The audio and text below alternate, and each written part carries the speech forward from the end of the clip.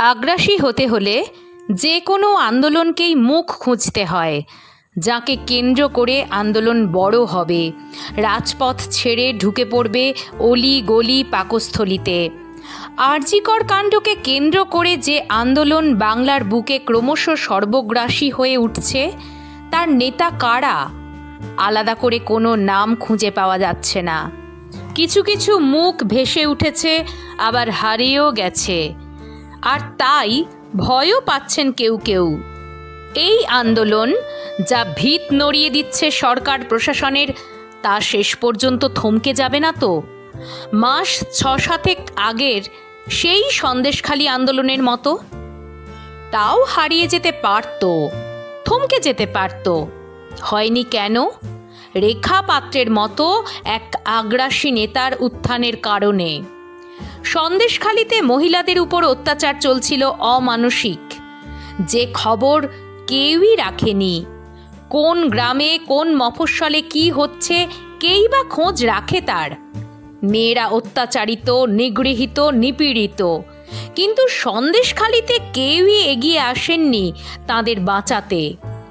ভুল বললাম, একজন ছাড়া, আর সেই তিনি ছিলেন এক গ্রাম্যবধূ রেখা পাত্র।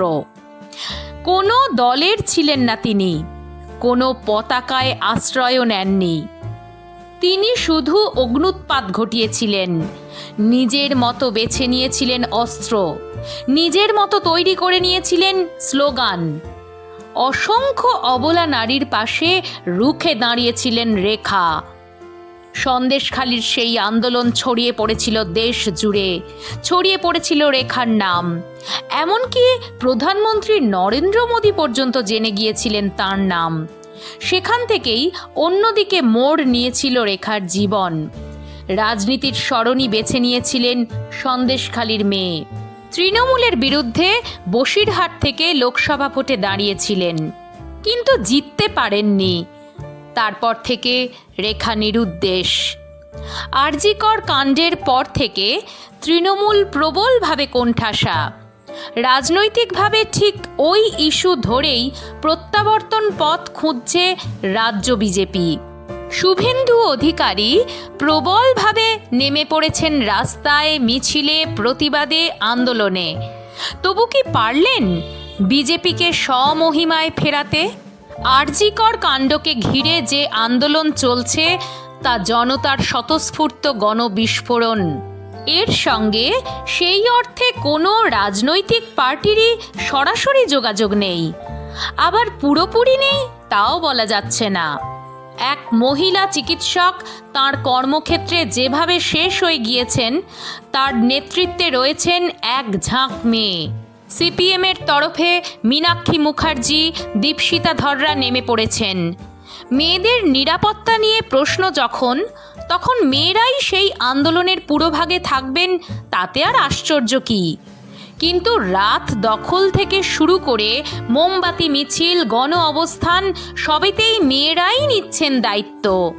যে কারণে নেত্রী মমতা বন্দ্যোপাধ্যায় নামিয়েছেন তৃণমূলের সব মহিলা নেত্রীকে।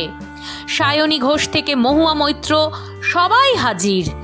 কিন্তু বিজেপি এই লড়াইয়ে যেন পিছিয়ে রয়েছে। এই আন্দোলনে কি রেখাকে নামানো যেত না?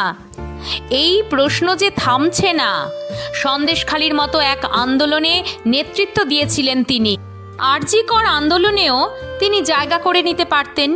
শুধু তাই নয়, লোকসভা ভোটের পর তাঁর ফিরে আসার মঞ্চটা তৈরি করে ফেলতে পারত বিজেপি। রেখার মধ্যে আন্দোলনের স্বাভাবিক আগুন রয়েছে, তা বাংলার রাজনৈতিক মহলও খুব ভালো করে জানে। সেই আগুনকে আবার উস্কে দেওয়ার সুযোগ ছিল। বসিরহাট লোকসভা কেন্দ্রে বিজেপি হেরেছিল, কিন্তু সন্দেশখালী কেন্দ্রে জিতেছিল। এই আতঙ্ক আরও বাড়িয়ে ফেলতে পারত বিজেপি। শুধু তাই নয়, রাজ্য স্তরের এক আন্দোলনের সঙ্গে রেখার মতো নেত্রীর পরিচয়ও করানো যেত।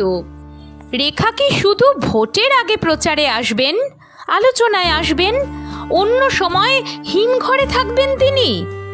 বিজেপিকে কিন্তু এর জবাব দিতেই হবে।